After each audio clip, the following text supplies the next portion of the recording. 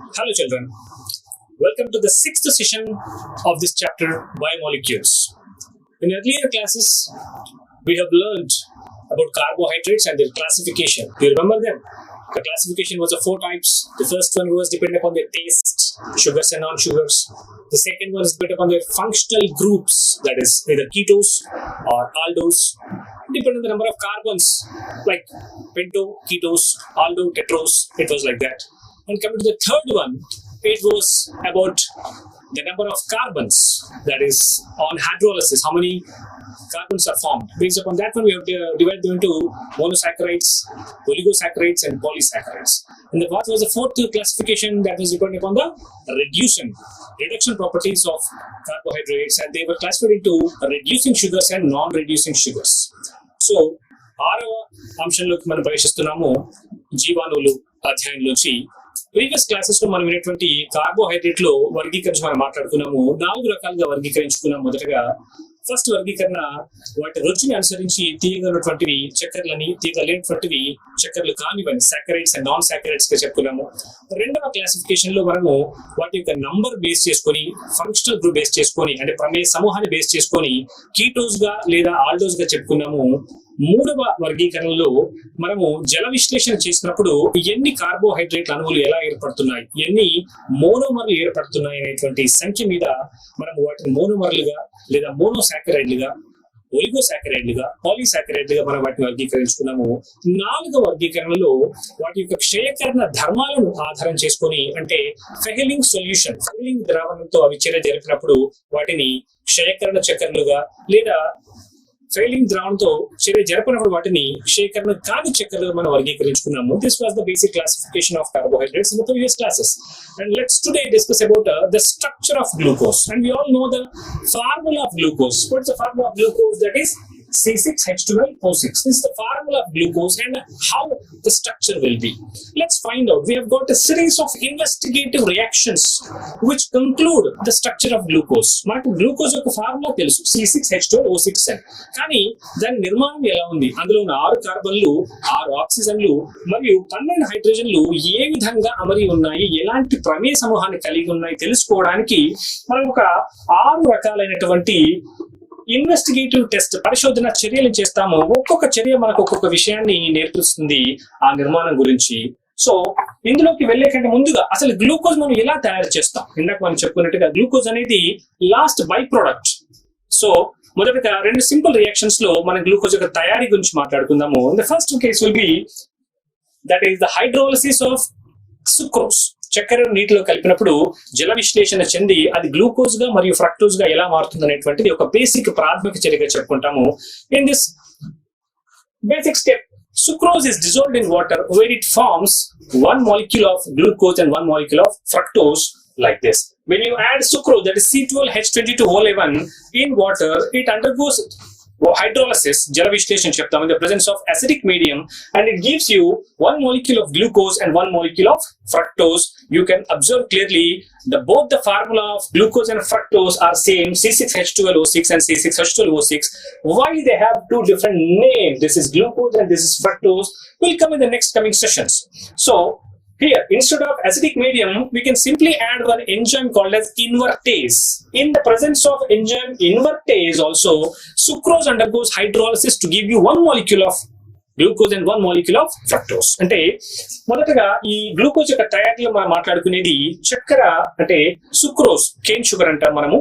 Sucrose ని జల విశ్లేషణ చేసినప్పుడు ఆమ్ల యానకంలో అది ఒక అణువు గ్లూకోజ్ ను, ఒక అణువు ఫ్రక్టోజ్ ను ఏర్పరుస్తుంది. ఈ విధంగా మీరు గమనించవచ్చు. రెండింటికి కూడా నేను ఒకే ఫార్ములా రాశాను, C6H12O6 అని. మరి ఏది గ్లూకోజ్, ఏది ఫ్రక్టోజ్ అనేది ఈ సెషన్ చివరిలో మనం నేర్చుకుంటాం. ఇది ఒక రకమైన చర్య. ఇదే చర్య ఆమ్లయానకం కాకుండా ఒకవేళ ఇన్వర్టేజ్ అనే ఒక ఎంజైమ్ ని మనం ప్రవేశపెట్టినప్పటికీ కూడా ఆ ఎంజైమ్ సమక్షంలో కూడా మనకి ఈ సుక్రోజు గ్లూకోజ్ మరియు ఫ్రక్టోజ్ గా విడిపోతుంది, గ్లూకోజ్ ని ఏర్పరుస్తుంది.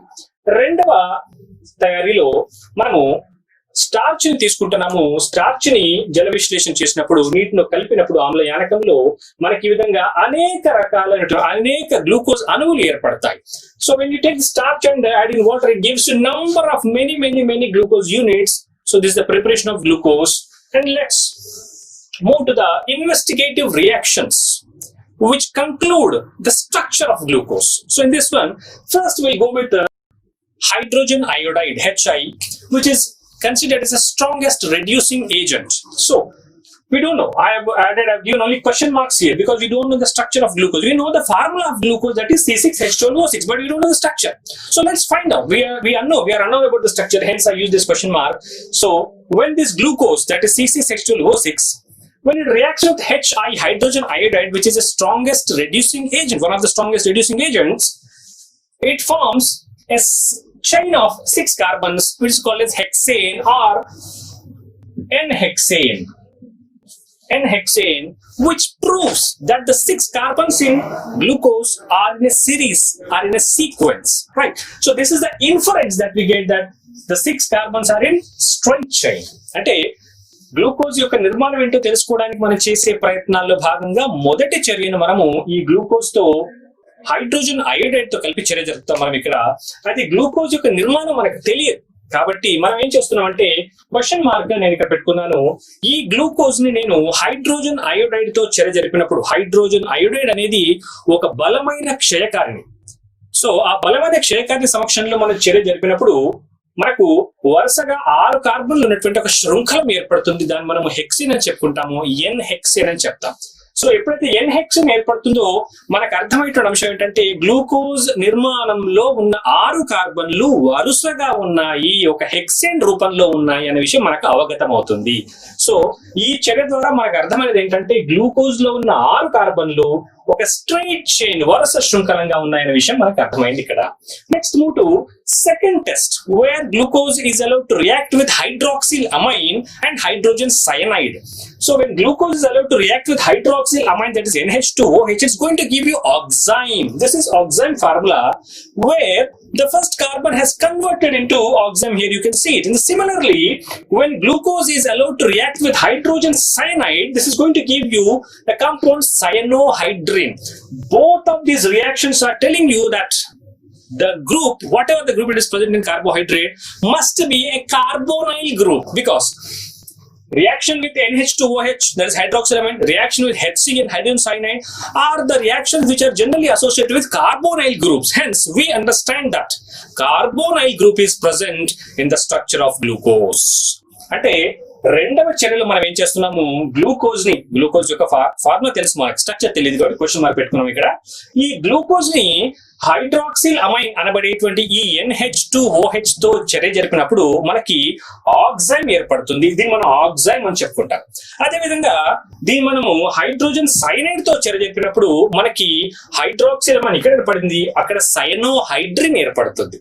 అయితే ఈ రెండు చర్యలు, NH2OH తో జరిపిన చర్య, అదేవిధంగా HCl తో జరిగినటువంటి చర్యలు కూడా కార్బోనైల్ సమ్మేళనాలు సాధారణంగా ప్రదర్శిస్తాయి. కాబట్టి మనకు అర్థమయ్యేది ఏంటంటే కార్బోహైడ్రేట్ గ్లూకోజ్ యొక్క నిర్మాణంలో కార్బోనైల్ గ్రూప్ అనేది ఉన్నట్టుగా మనం అర్థం చేసుకోవచ్చు. సో మొదటి చర్య ద్వారా మనకు అర్థమైంది ఏంటంటే గ్లూకోజ్ లో ఉన్న 6 కార్బన్లు వరుసగా ఉన్నాయి. రెండవ చర్య ద్వారా మనకు అర్థమైంది ఏంటంటే గ్లూకోజ్ లో ఉన్న 6 కార్బన్లలో ఒక చోట మనకు కార్బోనైల్ ప్రమేయ సమూహం ఉంది అని అర్థం చేసుకోవచ్చు. కార్బోనైల్ అంటే ఏంటి? That may be aldehyde, that may be ketone. మరి అదేంటి అనేది మనకు నెక్స్ట్ చర్యలో మనకు అర్థమవుతుంది. So let's move to the third reaction where glucose is allowed to react with bromine water. Bromine water, which is considered as a mild oxidizing agent. ఇక్కడ ఒక విషయం గుర్తుపెట్టుకోవాలి మీరు, ఆర్గానిక్ కెమిస్ట్రీ విషయానికి వచ్చేటప్పటికి ఆక్సిడేషన్ అంటే ఏంటి, హైడ్రోజన్ రిడక్షన్ అంటే ఏంటి అని మనకు అర్థం చేసుకోవాలి. In organic chemistry, oxidation means addition of oxygens, reduction means addition of hydrogens. అంటే ఆర్గానిక్ కెమిస్ట్రీ, కర్బన శాస్త్రం మాట్లాడుకుంటున్నప్పుడు ఆక్సీకరణం అంటే ఆక్సిజన్ కలుపుకోవడం, అదేవిధంగా క్షేకరణం అంటే హైడ్రోజన్ కలుపుకోవడం. అదే స్టైక్యోమెట్రీ మనం మాట్లాడుకున్నప్పుడు oxidation means donation of electrons, whereas reduction means gaining of electrons, of course. So remember these two things. So coming to the third reaction where glucose is allowed to react with bromine water, which is considered as mild oxidizing agent. పాక్షిక ఒక ఆక్సీకరణితో మనము bromine తో చర్య జరిపినప్పుడు మనకేం ఏర్పడుతుంది, gluconic acid ఏర్పడుతుంది ఇక్కడ. సో గ్లూకోనిక్ యాసిడ్ ఏర్పడినప్పుడు మనకేం అర్థమవుతుందంటే ఫస్ట్ కార్బన్ COOH గా ఏర్పడింది కాబట్టి ఈ గ్లూకోనిక్ యాసిడ్ ఏర్పడినప్పుడు ఇది మైల్డ్ ఆక్సిడైజింగ్ ఏజెంట్ మాత్రమే. Therefore we understand that the carbonyl group that is present must be aldehyde but not ketone. So carbonyl group లో రెండు ఉంటాయి, మనకు ఆల్డిహైడ్ కావచ్చు, కీటోన్ కావచ్చు. కానీ ఒక పాక్షిక బలహీనమైనటువంటి ఆక్సీకరణి బ్రోమిన్ తో చర్య జరిపినప్పుడు మనకు COH గ్రూప్ గా కన్వర్ట్ అయింది అంటే గనక అది కీటోన్ గ్రూప్ కాదు, ఆల్డిహైడ్ గ్రూప్ గా మనం అర్థం చేసుకోవచ్చు. కాబట్టి ఈ మూడవ చర్య ద్వారా మనకు అర్థమయ్యేది కార్బోహైడ్రేట్ లో గ్లూకోజ్ లో మనకి ఆల్డిహైడ్ గ్రూప్ అనే విషయం మనకు అర్థమవుతుంది. Let's move to the fourth reaction where glucose is allowed to react with acetic anhydride. మనకి అసిటిక్ యాసిడ్ తెలుసు, మనం రెండు అసిటిక్ ఆమ్లాలు అణువులు ఒక వాటర్ మాలిక్యూల్ తీసేస్తే ఏర్పడేది మనకు అసిటిక్ అన్హైడ్రైడ్ అంటారు. So when one water molecule is removed from two acetic acid molecules, you get acetic anhydride. The formula is going to be this one. So when acetic anhydride is reacted with glucose, you will get pentaester here. So the presence of pentaester is going to tell you that 5 OH groups are present in glucose. అంటే glucose ని మనం ఎప్పుడైతే acetic anhydride తో చర్య జరుపుతామో ఏర్పడేటువంటి సమ్మేళనంలో మనకు 5 ester గ్రూపులు కనబడతాయి. మనకు ఎస్టర్ ఎప్పుడు ఏర్పడుతుంది? ఒక యాసిడ్ ఒక ఆల్కహాల్ కలిసినప్పుడు మనకి ఎస్టర్ ఏర్పడుతుంది. కాబట్టి మనకి ఇక్కడ 5 ఎస్టర్ గ్రూపులు ఏర్పడుతున్నాయి. 4 + 5 ఎస్టర్ గ్రూపులు ఏర్పడ్డాయి అంటే ఖచ్చితంగా అందులో 5 OH గ్రూపులు ఉన్నాయనే విషయాన్ని మనం నిర్ధారించుకోవచ్చు. So by the end of this fourth reaction we come to know that glucose is having 5 OH groups because they have formed 5 ester after the reaction. Therefore they possess 5 OH groups. Now let's move to the last reaction, fifth one, where glucose is allowed to react with a strong oxidizing agent, that is nitric acid, and which is going to form you saccharic acid, where both the groups, the first carbon and the last carbon, has converted into COH and COH carboxylic group, which is going to indicate you that the last carbon is nothing but the primary alcohol. అంటే ఇక్కడ మనకు అర్థమైంది ఏంటంటే 5వ reaction లో glucose ని ఎప్పుడైతే బలమైన ఆక్సీకరణి అయినటువంటి HNO తో చర్య జరిపినప్పుడు మనకు ఈ విధంగా సకారిక్ యాసిడ్ ఏర్పడుతుంది, సకారిక్ ఆమ్లము. ఈ ఆమ్లంలో మనకు ఫస్ట్ కార్బన్ సెకండ్ కార్బన్ రెండు కూడా COH గా మారిపోయినాయంటే మనకేమర్థం అవుతుందంటే చివరి కార్బన్ లో ఒక ప్రైమరీ ఆల్కహాల్ గ్రూప్ ఉన్నట్టుగా మనకు అర్థమవుతుంది. సో ఈ 5 రియాక్షన్ల ద్వారా మనకు అందిన సమాచారం మేరకు మనం గ్లూకోజ్ యొక్క స్ట్రక్చర్ మనం ఇప్పుడు నిర్మిస్తాం. సో మొదటి స్ట్రక్చర్ మనకేం చెప్తుంది, మొదటి రియాక్షన్ మనకేం చెప్తుంది, గ్లూకోజ్ లో 6 కార్బన్లు ఈ విధంగా వరుసగా ఉన్నాయనే విషయం మనకు అర్థమవుతుంది. ఆ తర్వాత ఒక చోట కార్బోనైల్ గ్రూప్ ఉందని తెలిసింది. మరి కార్బోనైల్ అంటే అది ఆల్డిహైడ్ కావచ్చు లేదా కీటోన్ కావచ్చు.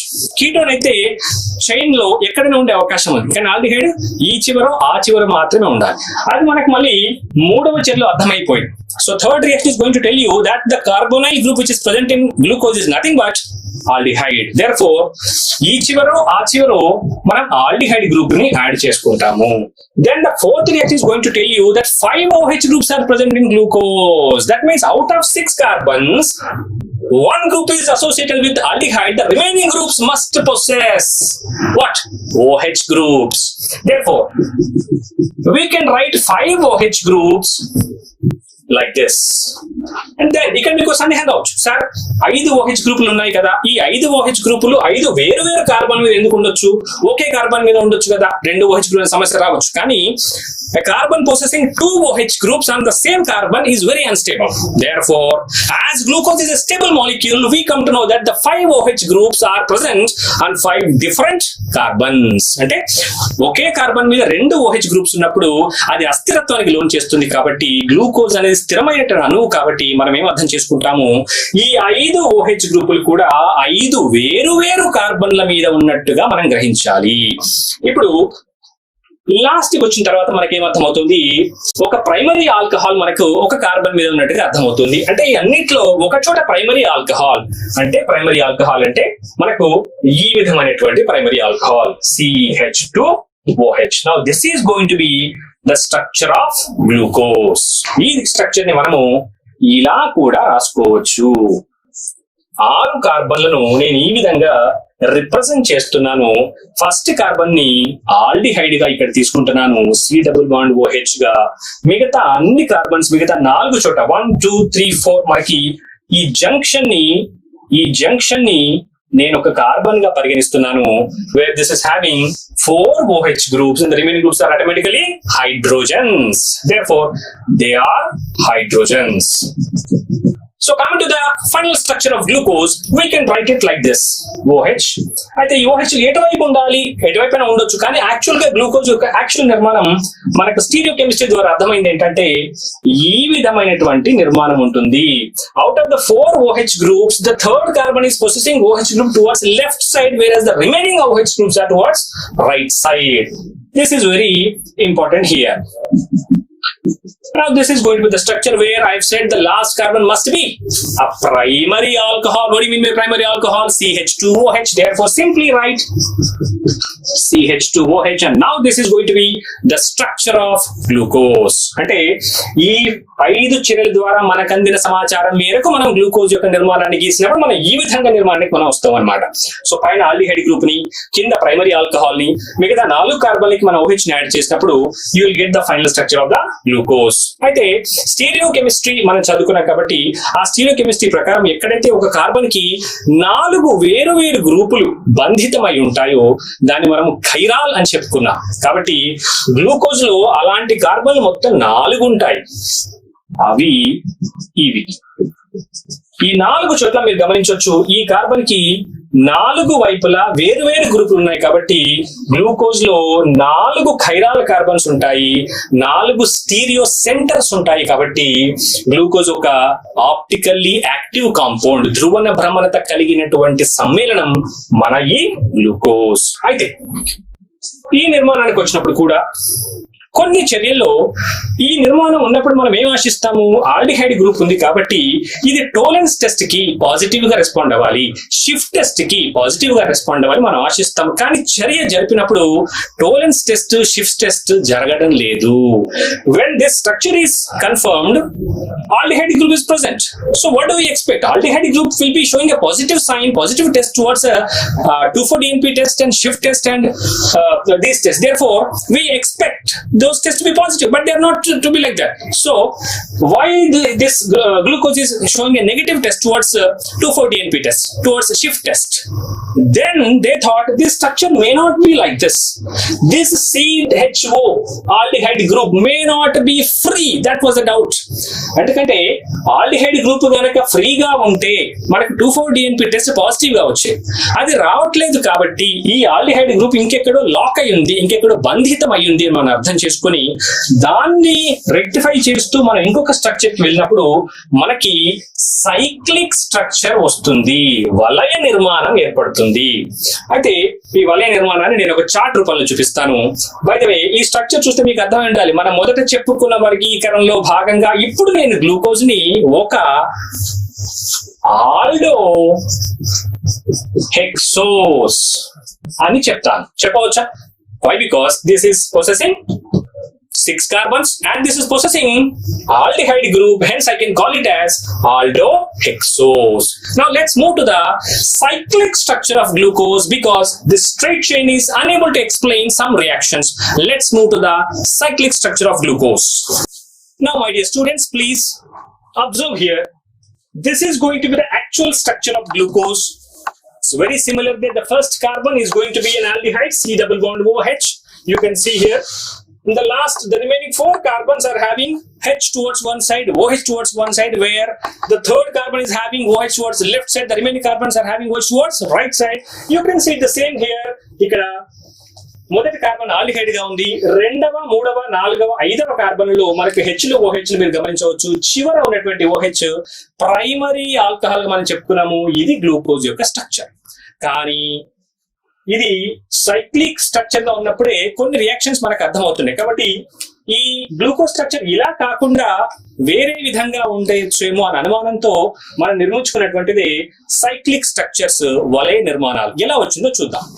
సో ఎప్పుడైతే 1, 2, 3, 4, 5 ఈ 5th కార్బన్ మీద ఉన్నటువంటి ఆక్సిజన్ ఫస్ట్ కార్బన్ అటాక్ చేస్తుందో అప్పుడు మనకి ఈ విధమైనటువంటి వలయ నిర్మాణం ఏర్పడే అవకాశం ఉంది. దీన్ని నిశితంగా పరిశీలించండి. ఇక్కడ మీరు ఈ ఆక్సిజన్ ఎప్పుడైతే మనకి ఈ కార్బన్ తో బంధితం అవుతుందో మనకి కార్బన్ ఈ బంధాన్ని కోల్పోతుంది. దీనివల్ల ఈ ఆక్సిజన్ ఇంకొక బంధం అవసరం అవుతుంది కాబట్టి ఆ బంధం ఈ హైడ్రోజన్ సమకూరుస్తుంది.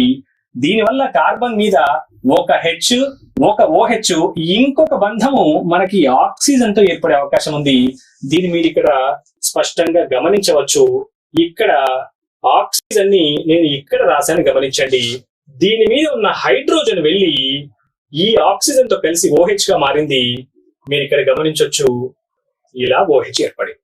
That means the fifth carbon OH, the OH present on the fifth carbon attacks the first carbon, where it forms a cyclic structure like this, where the first carbon will have another OH group, newly formed OH group.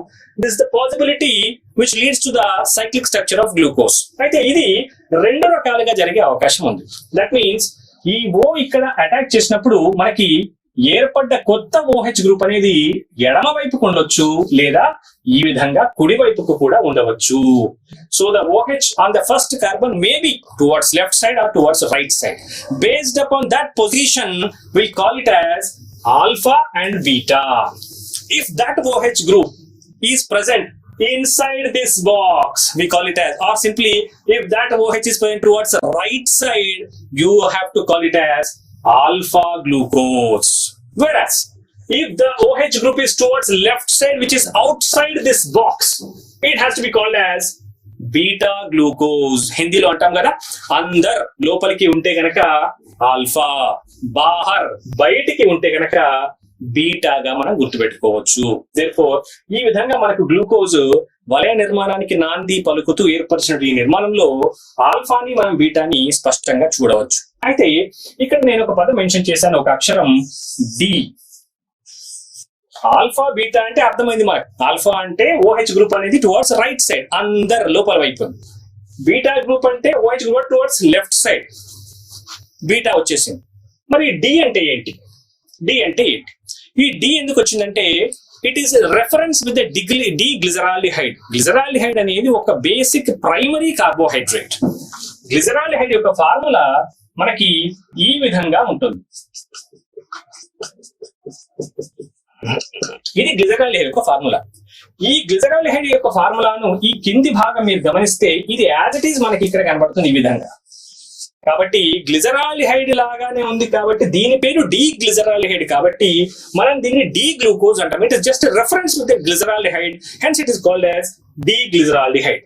And coming to the plus symbol, we have discussed in earlier classes when we use a plus symbol, when it shows a dextro rotation, this is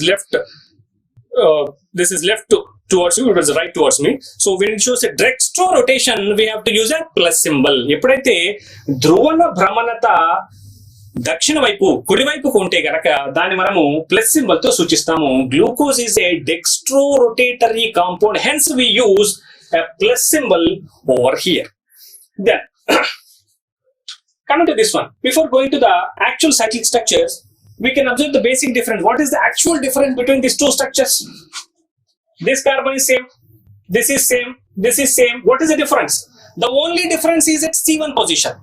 This is C1 position, this is C1 position. So there is a change at only C1 positions. Hence, those carbohydrates which are having a change only at C1 position, only at the first carbon, are called as anomers. Are called as anomers. This is very important, frequently asked, very short question. ఈ రెండు నిర్మాణాలు మనం గమనిస్తే కనుక కేవలము మొదటి carbon మీద మాత్రమే తేడా ఉంది, మిగతా అన్ని చోట్ల సమానంగా ఉన్నాయి. ఆల్ఫా బీటా ఈజ్ ఎవ్రీథింగ్, అన్ని సమానం ఎక్సెప్ట్ ఎట్ ఫస్ట్ పొజిషన్. కేవలం మొదటి కార్బన్ మీద మాత్రమే వ్యత్యాసాన్ని కలిగినటువంటి ఈ రెండు నిర్మాణాలను, ఆల్ఫాని బీటాని మనం ఏమంటాము? యానోమర్లు అని అంటాము. ఇది వెరీ షార్ట్ క్వశ్చన్ గా పలు సందర్భాల్లో అడిగినటువంటి ప్రశ్న ఇది. What are anomers? ఇది బాగా గుర్తుపెట్టుకోవాలి పిల్లలు. నెక్స్ట్, దీన్ని మనము వలయ నిర్మాణంలో గమనించినప్పుడు పూర్తిగా నేను దీన్ని ఒక రింగ్ లాగా మార్చినప్పుడు 1 2 3 4 5 and this one is 6. ఈ 6 గ్రూపులు కలిసి ఒక షట్కోణీయ ఆకృతిని, ఒక హెక్సాగోనల్ ఫామ్ ని, ఒక 6 మెంబర్డ్ హెక్సాగోనల్ రింగ్ ని ఏర్పరుస్తాయి. మీరు ఇక్కడ గమనించవచ్చు 1 2 3 4 5 6. This is the hexagonal representation, cyclic representation which is consisting of 6 members of the glucose. ఇప్పుడు గమనించండి మీరు, నేను దీన్ని ఫస్ట్ కార్బన్ అనుకుంటాను. ఇక్కడ ఫస్ట్ కార్బన్ మనకి ఇక్కడతో మొదలవుతుంది. OH రైట్ ఉన్నప్పుడు నేను కింది వైపు రాశాను. OH రైట్ ఉంది, నేను కింది వైపు రాశాను. OH లెఫ్ట్ ఉంది, నేను పై వైపు రాశాను. OH రైట్ ఉంది, నేను మళ్ళీ కింది వైపు రాశాను. ఇది CH2OH ఇక్కడ.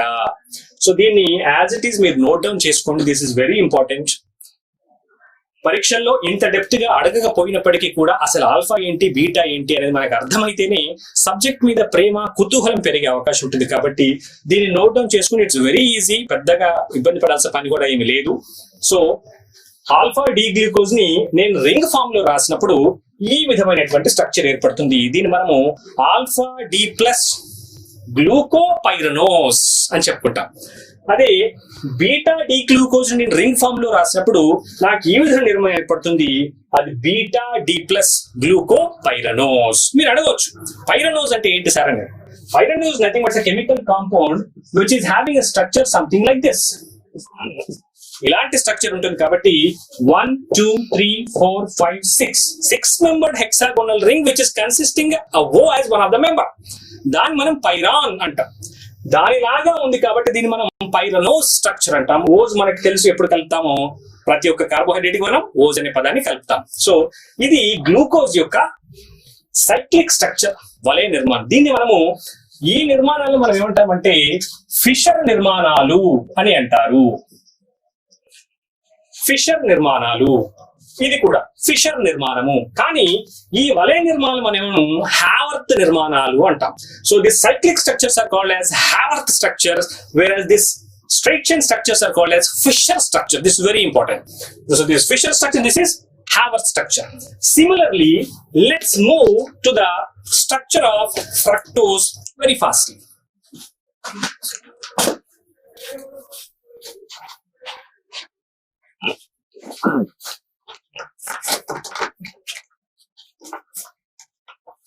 ఇక్కడ మీరు ఫ్రక్టోజ్ కూడా గమనించవచ్చు. గ్లూకోజ్ కి ఫ్రక్టోజ్ కి మొదట చెప్పుకున్నాం మనం ఒకే ఫార్ములా C6H12O6. కానీ తేడా ఏంటి అంటే గ్లూకోజ్ లో మనకి ఆల్డిహైడ్ గ్రూప్ ఉంటుంది, ఫ్రక్టోజ్ లో మనకి ఒక కీటోన్ గ్రూప్ ఉంటుంది. మీరు ఇక్కడ గమనించవచ్చు, ఇది ketone group, 6 carbon ketone group. అలాంటప్పుడు నేను దీన్ని ఆల్డో హెక్సోస్ అన్నప్పుడు, గ్లూకోజ్ ని ఆల్డో హెక్సోస్ అన్నప్పుడు నేను ఫ్రక్టోస్ ఏమనొచ్చు, ketohexose, because it is having a keto group. ఇది ఫ్రక్టోజ్ యొక్క structure. Same thing happens in fructose also. The OH group present on the 5th carbon attacks second carbon here. అక్కడేమో first carbon attack చేసింది, second carbon attack చేసి మనకు మళ్ళీ 2 రకాల నిర్మాణాలు ఏర్పడుతున్నాయి. Again alpha, again beta. What you mean by alpha? OH group అందర్ లోపలికి OH, inside the box again alpha, OH outside the box beta, or simply OH right side alpha, OH left side beta. So this is going to be the Fisher projections of fructose. Similarly, if you prolong it to the cyclic structures, it is something like this.